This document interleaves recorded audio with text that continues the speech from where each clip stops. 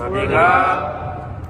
สวัสดีครับผมนายอนาวินาคาร สวัสดีครับผมนายจักรพงศ์ทองรอด สวัสดีครับผมนายชามินเอมิน สวัสดีครับผมนายวัติเกิด สวัสดีครับผมนายนาธานมุกระ สวัสดีครับผมนายนันทพัฒน์นาคปัต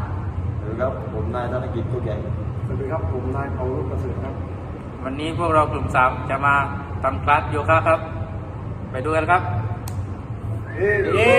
โยคะช่วยเสริมความยืดหยุ่นและลดอาการปวดเมื่อยผสานการฝึกหายใจที่ช่วยลดความเครียดและผ่อนคลายจิตใจ